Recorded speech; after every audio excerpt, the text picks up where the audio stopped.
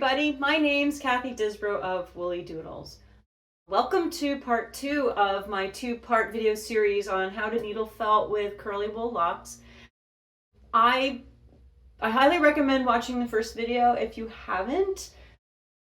I give you information on the different wool locks that I like to use for these projects. This video is going to be more about taking these curls and different ways to attach the different breeds to various projects. And if you have one of my needle felting kits that has locks in it, this will be a good help for you to figure out, what's the best way that I recommend needle felting with them. So I'm going to go ahead and get started with the first project.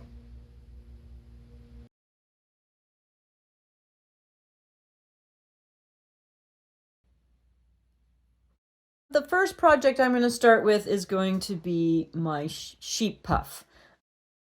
With the sheep puff, I do like to use the Blueface Leicester wool. Now, I do sell the sheep puff as a kit, a do-it-yourself kit, and what I'm going to show you is how I apply the wool to my sheep. I'm not going to do the whole sheep, I'm just going to show you the start of it and what my process is. So I always sift through my wool first. I have like a really big chunk. I had already talked about separating your locks, but when working on the sheep, I could actually apply this nice little patch directly on to the sheep. It's already in a nice format. But how I typically attach wool is I will take my locks and maybe it's just a couple pieces, could look a bit like this, right? And I will take the curliest ones and I will put it in the front of my sheep. I do that because I want the curliest and the nicest locks to be in the front because most people will be probably looking at it from the front. I put kind of the junkiest ones on the bottom and then I just apply whatever I have all the way around. If so I was talking about if I have some fuzzy ends, I will set aside some little nice pieces of my locks and then I will put those on top, and I will show you that in a few minutes. So first of all, I start and I will, this is the Blueface Leicester, right? So when I start, I'm tacking it in, and as I tack it in, see how I have it's very loose here right now, right? So I'm going to take my needle and I will tack it up there, and I might bring this over here and tack that there. So what I'm doing is I'm making a nice little bunch and I'm making sure I'm attaching the wool on. Now I'm using my 38 star needle. My kits come with the 36 triangle, which is red because of the company I buy it from, Fiber Crab. So you want to use your larger gauge to start, just to see if you can get those fibers in there. Then I would go with a medium needle. In this case, I tend to use the 38 star for most of my projects, but I do flip-flop between a few different needles. I'm going to add another piece on. I'm going to, let's see, I'm going to take this chunk to show you how I attach a chunk. I'm just going to, for this, I was trying to pull this apart earlier. I'm finding it very difficult, so I'm just going to cut it. So I'm going to apply this, even though it's a large hunk, I'm just going to tack it on. And I usually tack on around the top. And now I can move the looser parts around. I will sometimes just gently separate, and you could take out your trusted tweezers to pull some of the vegetation bits off at this point, right? And then I can start to work these blocks around. Right? And again, I'm still moving them around. When it's in a cluster like that, it's a little bit harder to have them a bit more separated, right? As I was showing, I was curling it around. So what I would recommend is to, as you're working it, you could pull a little bit apart and then attach it the way I showed. And again, what I'm doing is I'm basically taking my lock, so I'll just show you here, and I'm tacking it onto the top like this, right? Pretend that this is my sheep, and then I'm bringing the wool around like this. It's just to encourage it to look bunchier. I don't recommend taking the wool that you have and just tacking it on like this. It winds up being quite long and shaggy. Now, if that's the look you want, that's fine. But this is how I like to attach it so that it goes on evenly and looks like you could see a lot of the lumpy parts of the curls sticking out. Now, if you have a patch, like so, I'll just put a little fuzzy patch. So sometimes I get wool and it's quite fuzzy. It got pulled apart too much. Perhaps the person I bought it from, it was just the way it was washed. It was pulled apart. The locks were pulled apart too much. So what I'll do is this is where I will take some of those loose curls that I cut and I'll start to attach that on top of that piece to give it more of a curl. And this is another little curly piece here.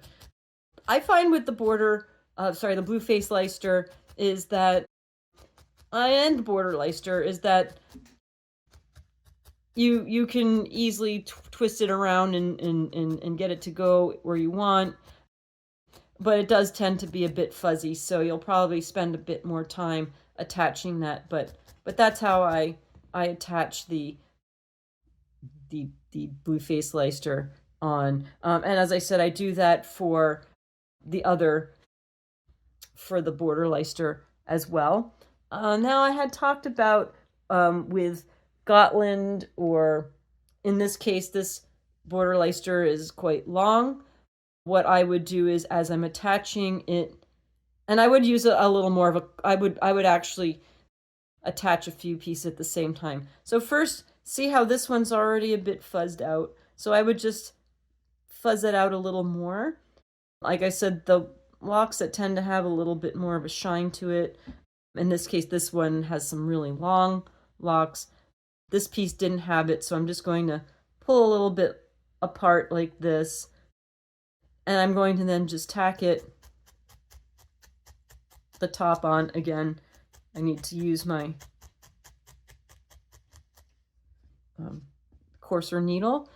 And now I'm going to start stabbing it on, but if I want to have this nice curl hanging out, I'm going to leave it hanging off, right? So as I attach this lock on, I will leave that piece hanging out.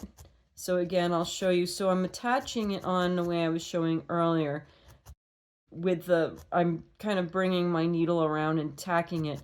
But if I want to leave a piece sticking out, I have to make sure I leave it sticking out like that. It takes twice as long, if not longer than that, to attach the locks that way, but it is a really nice effect. And what I tend to do is, after I attach them all on, if there's some that look like they're a little bit sticking out too much, I will just start tacking it directly into the lock to shorten it up a bit, right? If they find that you have some pieces hanging out very far and some not enough. And so that's how I encourage wool like this to stick out. I did that with this hedgehog. The way I attach the locks to the hedgehogs are a bit different than what I'm showing you here, but I did really encourage, like I did stab around in here to encourage these locks to stand out more. But this is a slightly different technique, but this is kind of what I'm going for when I'm doing this. It's just the surface of the sheep is a lot bigger, and I like to do it this way, the way I attach it on. Now, if you were using a long Lincoln, right, so my sheep puff and my bunny puff are very similar. in the kit, so this is also another kit that I have.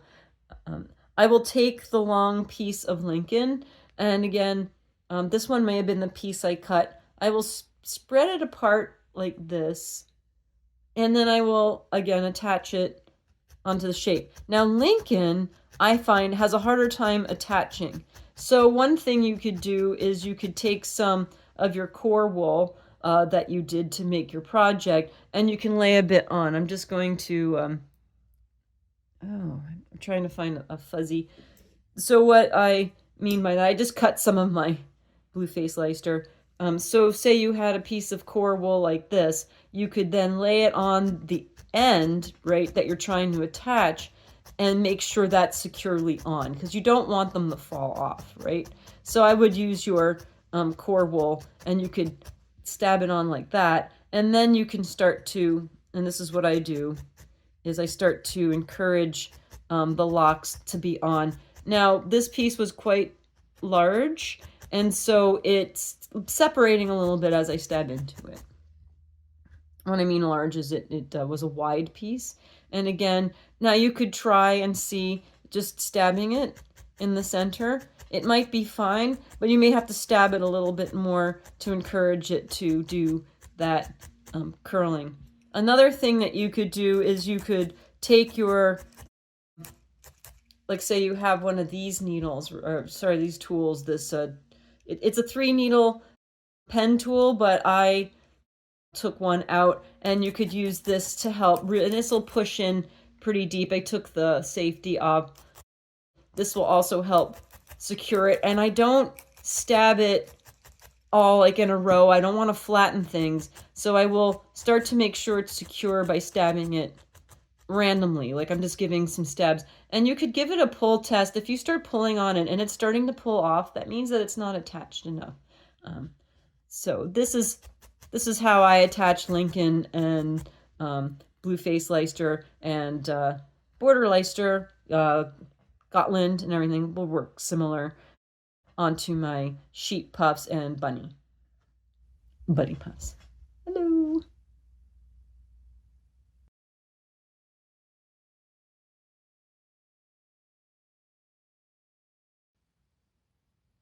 Now I'm going to show you how I attach locks when I'm stapling it on. And what I mean by staple is that I'm going to be laying the wool down onto it, and I'm going to be stabbing in the center so that I have these, like the two ends will stick up. It's a really nice way of covering the body and encouraging the locks to stand out. I did that in this little one. So I have 2 different sizes for this purpose. I picked a larger hedgehog, but this is like a tinier one, and they're quite cute. I call them pocket hedgies. Right, but this is where you can see, like, if it got matted in, and I did encourage it to stab, but there were at one point layers in between, like you could see the different layers. All right. So the idea of the whole thing is that, like, I would tack on a row here, then I might tack on a row here, right? And there'd be a gap in the middle, but then the locks will connect together in this kind of form, right? So, like, in other words, like I wouldn't put like a huge gap in the middle, but the locks will, especially if you keep putting, like, say the curlier end out and then the buffer end here, right? They would eventually stand out, and they would start to mesh together a little bit as you're working. So what I do, I'm looking at my wool. I'm like, of course I picked out this piece. This piece is like a big clump. Oh, there we go. I can slightly separate this this cluster here. Again, I would probably just cut it.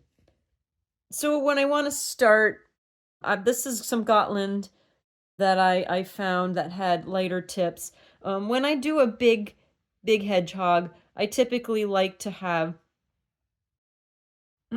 longer staples, right, of locks, so that way it really will stand up and be curly. And I'll just tack this down so you can see. And what I find is So see how I'm stabbing it here. What I find is when I connect it like this, I like to do maybe a quarter to a half an inch of space that I stab onto. It's also good to take some of your core wool, right?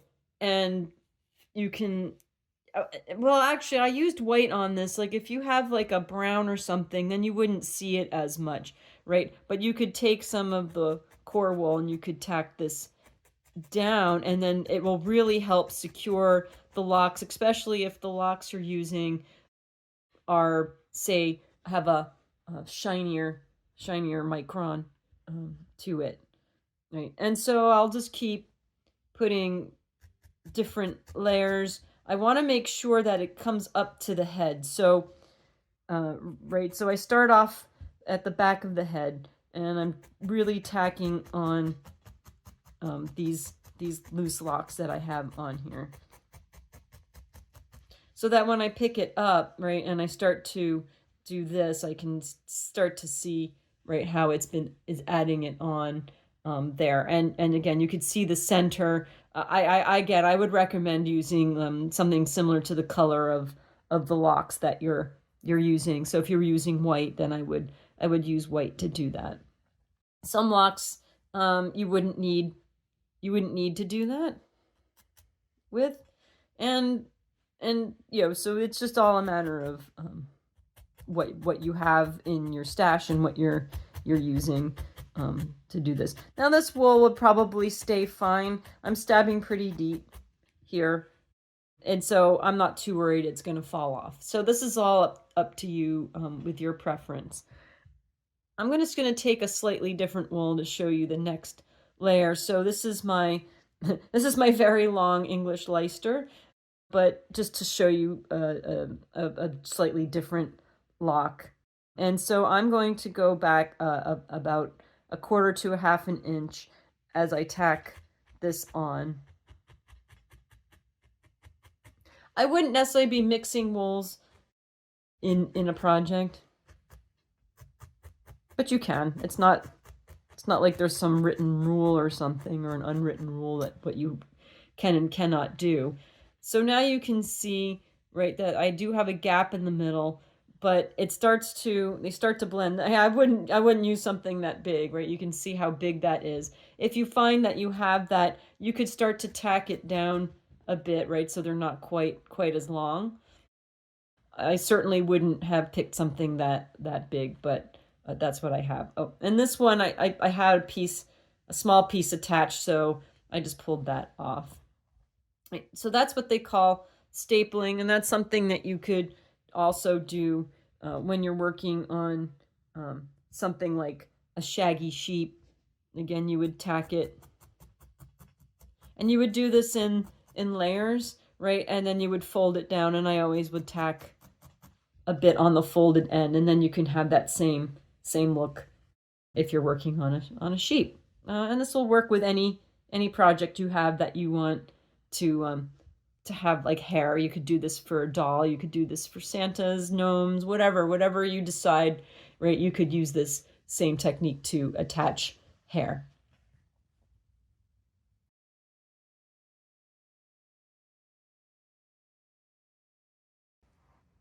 The next project I'm going to show you is a sheep that I created that has wire in it. So it's got a little armature wire underneath. You could pose the sheep. And this is one I'm going to show you shaggy locks, like how to make it a bit shaggier.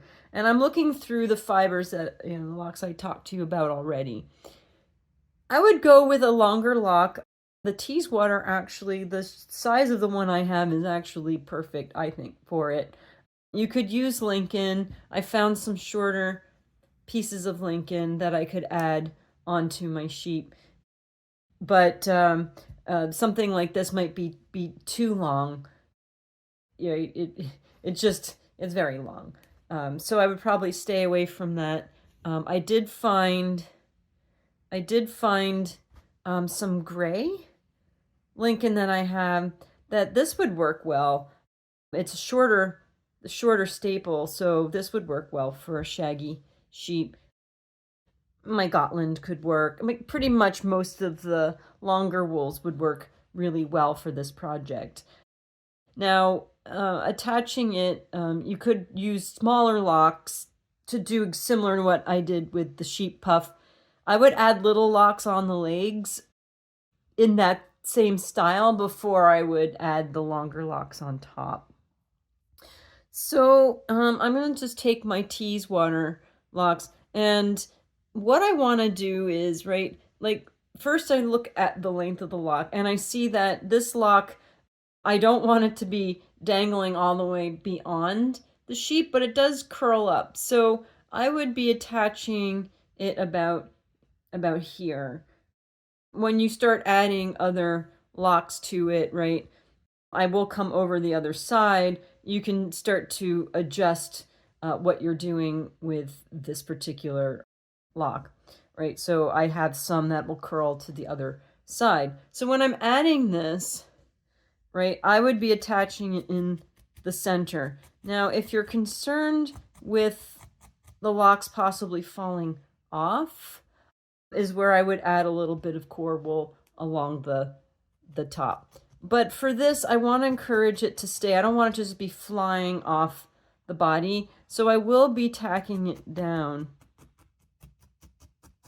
like this to where my edge of my belly is on the sheep. And that way it'll stay much more securely on to the shape. Whereas, you know, if I'm going from a straight lock like this, right, I want to make sure that this is really tacked on so that it doesn't fall off. So I'm just giving it a little gentle tug as I'm attaching it on. And so now I have like my first layer. I would do that for the whole thing. I'm not going to show you the whole sheep. I'm just going to show you how I would attach long locks on there. So now I'm looking at it and I'm like, well, it's very bland on the top there. So I could do one of two things. I could then take a lock and do a fold over, right, where I would tack it in the center like this and then let it fall down to have layers. Or I could do that little light bunching that I was showing you with the sheep puff, like where I could start to bunch it up and then let a bit of it hang off to the bottom. Or you could just have it curled up a bit here on the top. You could also take a piece and again do that teasing where I'm just randomly stabbing it on, right? And then I would be working it in different layers like that. I'm going to pull this off. So that was with the Teeswater. Ooh, see, I was really stabbing that on there. If you were using the Lincoln, again, this might be a bit long, maybe too big for this particular project. So in this case, I would tack it on and I would encourage it by gently just pulling on the lock and tacking it down in different spots so I had a bit more of a uniform look. And I would do that with some of the other, right, I would just keep doing that same thing. So you may not get quite as much of a curly, but you could still use the wool. But I wouldn't use something with the tips that are that long. This is a very long, like, you know, it's a very open crimp. I would prefer something more along the lines of the like Gotland, with the tighter curl, the border Leicester, the blue face Leicester, right? Something with a bit of a tighter curl. So that's my recommendation for a shaggy look on your projects.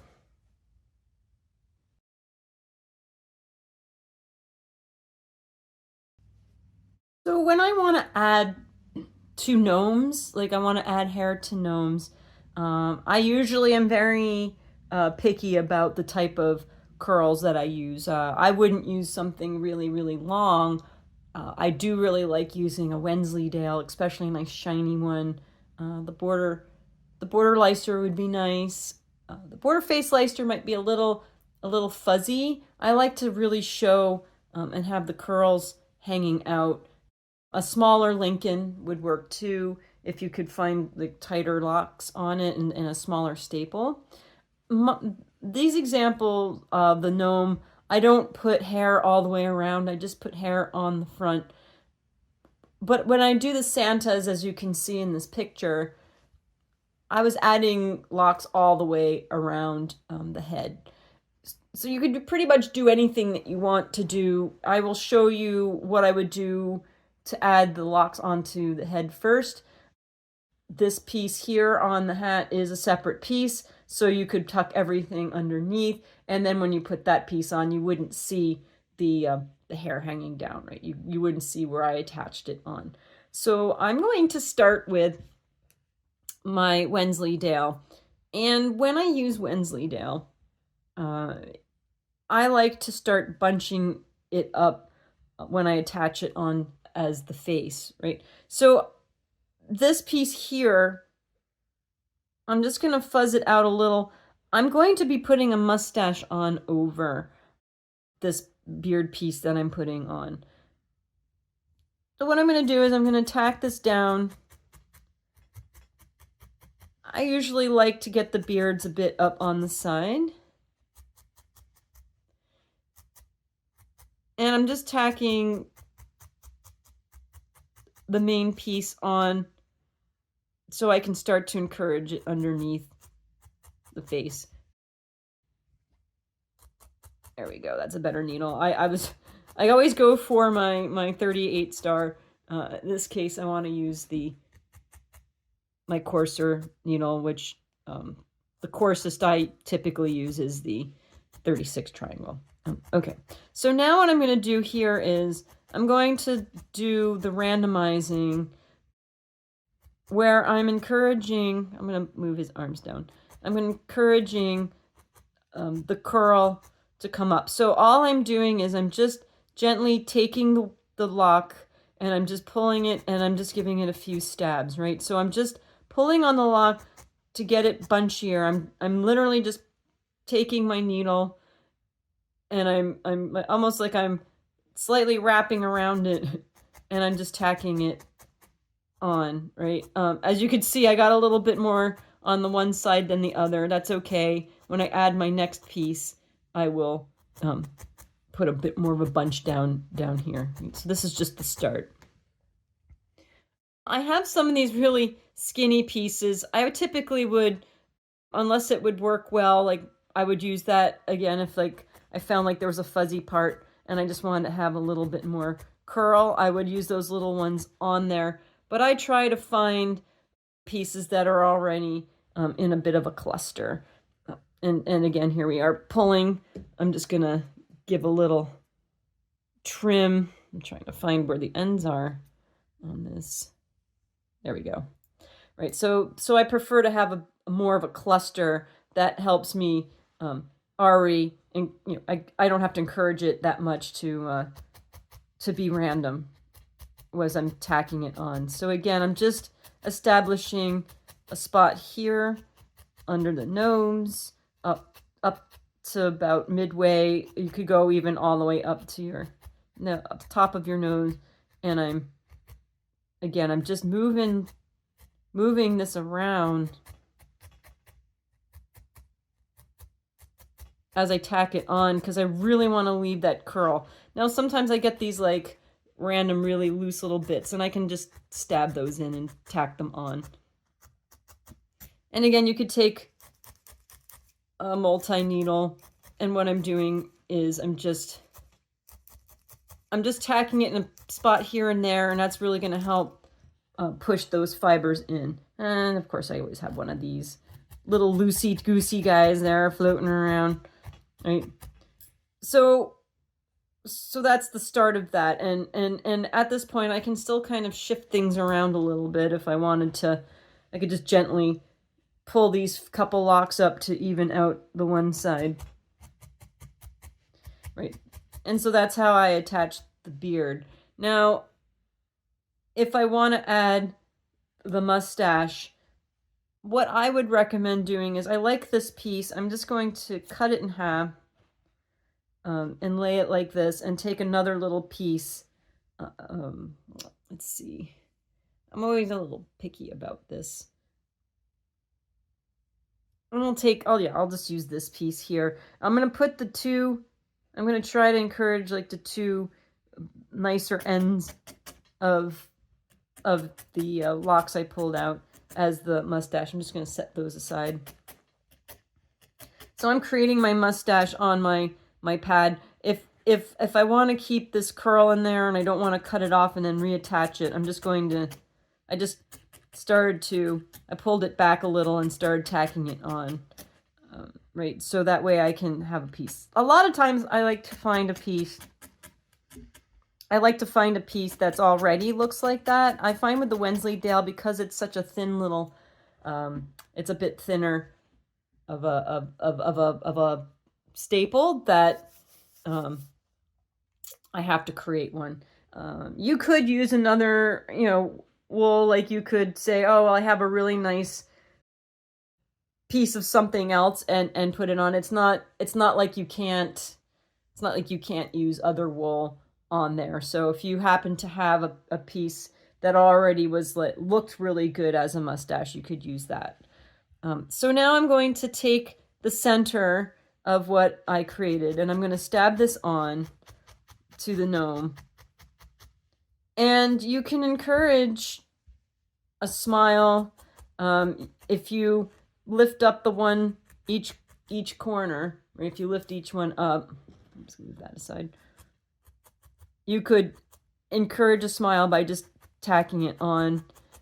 You could put a little lip. You could pretty much do anything at this point. You could tack this down and you could put a little bit of like a black piece there, right? You could leave the mustache hanging out. You could do whatever you want with it at this point, but that's what I do if I want to add a mustache. And you could also fuzz it out a little bit too, like it got a little fuzzy here, or I could just say, oh, you know what, that was a little long, I'm just going to cut that piece off and fuzz it out. And you could fuzz it out a little bit like this, right, and have a bit of a crazy beard. If you wanted to attach hair, again, if I'm using Wensleydale, I'm going to keep using Wensleydale, but for this particular part, I'm going to just use some Teeswater. So if you're going to add hair, I always recommend adding it from like the front. I honestly, I usually don't put the arms on till after, but I just really wanted to show you it was a gnome and not some alien form. So what I do is, because the staples on this one are quite long, I will lay it down. If I know the hat lip's going to come down to about, a little bit beyond there, I will look at where, like I'll hold it in half like this, and I'll look where is the base, where is these curls going to go at the base of the gnome, and then I'm going to fold over this part here. So I will tack it on, and I'll tack it down, especially the bottom part, I'll tack it onto the gnome, right? And then I'll fold it over and I'll tack on here. And again, if you're worried that it might fall off, you could put some of the color wool of your gnome hat, right? You could hold that down and see if, if you're worried it's going to fall off. Once I attach it on all the way around is when I'll start to tack it down a little bit like this, right? And then you would add your hat on top. If you're worried you're going to see that, I would attach it a bit higher, right? And especially if you have a longer staple length on your lock, right? But that's how I attach the gnome hair.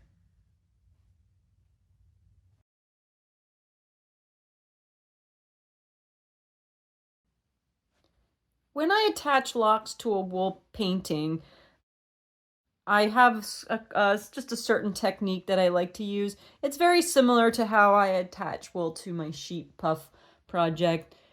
And the wool that I pick, it's really up to, my taste and what I feel like doing for this particular painting. So you could use the border face Leicester locks, and if I were to use those, again, I would do the exact same thing that I would do with my sheep puff. So I'm just tacking down a piece by the face. I want to make sure, because I did this painting and I want to keep the outline of my face, that I'm going to stack the blocks down along the face. Right, so I'm just doing a basic attachment, right? You can see it's not completely attached. I just want to make sure, right, that I'm getting a start. And I'll do the exact same technique where I'm taking my needle and I'm taking the locks and I'm tacking it down. And I'm just gently moving the locks around, like so like I'll take this piece, tack it, then I'll like move it here and tack it down, and then I might move this up and tack that down, right? So that I get a lot of nice little curl sticking out at the top. I use 38 38 star needles when I'm doing felt paintings, because the holes in the felt sheet that I'm using, I find that the 36 triangle is a little too big. Not impossible, but that's not my favorite thing to use. So I'm using my 38 star needle to demonstrate this. And now I'll take another piece, and I could, so the sheep, I'm going to go out this far. When you're adding to a felt painting, it's always good to have a base of wool down first to help the locks connect into the felt sheet, right? So instead of me just going directly onto the sheet, which maybe wouldn't catch, depending on, catch your lock so it sticks on, it just depends. Like the Lincoln is a bit shinier, so you might have a little more trouble attaching that. I'm using the blue face Leicester, so it's the one that has a little extra fuzz to it, and it's attaching fine. But I always recommend just putting a layer down. You don't have to have a background color, right? You could just have some white wool down, or whatever the color is that you're going to attach. Yeah, what color locks you chose for your project. So again, I'm making sure as I'm tacking it on here, that I'm going around my face outline. I want to make sure that my face does stand out, and then attach the locks on again with that randomizing look. And you can leave some hanging out. Like this one's hanging out a bit, right? So you can encourage it to stick out. That was the blue face Leicester. If I were to use the Teeswater, I'll do that on this side. The curls are a lot longer, and so I take a few pieces and I would attach them on. In fact, I could just attach one on like this. And in the same idea, I could take a piece and attach it on in the middle. And I want to, again, encourage these locks, and I'm again moving my needle around to get the locks to go, and so I have a bit more curl. Oops, I gotta pay attention where my face is, right? And I find that this particular lock, is a bit shinier than the blue face Leicester, so I do want to make sure that that's in there, attaching into the wool sheet. And again, I have to make sure I'm conscious of where my outline is for my sheep face. And you'll see that this one is showing it's a bigger lock, so it's going to stick out more, right? I would be working on this more to get it to stay in. And you could use a little bit of the color underneath again to keep that on there. But you can see there's like it's a different technique. It has a different look to it.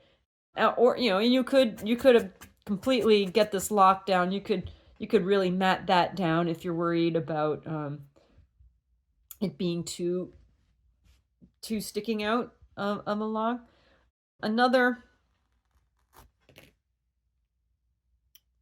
I'm just going to grab another lock. So like here's the English Leicester. So if you did want to have it having longer locks, right, I would just tack down the top of your lock, and you can spread that out a little bit so it helps tack it on. And then you could encourage your wool, right, so then you have a nice long piece hanging down. And I would do that again in layers, where I would maybe do like 3 or 4 layers of that, just to give it a little more of a realistic feel. You can have it hanging out, and you could leave some of it hanging off as well, right? So if you were to add another piece on, I'm just grabbing another, I'm grabbing another piece, right? And I would lay that down, say, underneath. In fact, I could, like I said, I could attach it like this and have it hanging down. I always like to, I don't like to have a full thing hanging down, right? So I would be tucking up the locks, right? So I'm just tucking some of these locks up a little bit and then have it hang down like that. But I would make sure it's attached, like, so it doesn't, you want to give it, it's a painting, you want to give it the look of the long locks, but not necessarily have them flopping off. So that way, if people are looking at it or you're carrying it around, like say you put them in shows or you're going to sell them, right? You want to just make sure that it gets the illusion of the long lock without it like falling off. So those are the ways, some of the ways that I attach the curly locks to a felt painting. Thank you for watching part 2 of my 2-part series, needle felting curly locks onto your projects. I certainly hope that I gave you enough ideas. Feel free to reach out if you have any questions or want to share your projects with me. All my contact information is located in the description below. And if you didn't watch part 1, make sure you watch part 1 if you want to learn more about the types of locks that I used and a little just more information on like how you separate locks and all sorts of good stuff like that. So don't forget to comment, like, subscribe to my videos. It really helps me. And I'd love to hear from you. So thank you again for watching the video, and happy felting, everyone.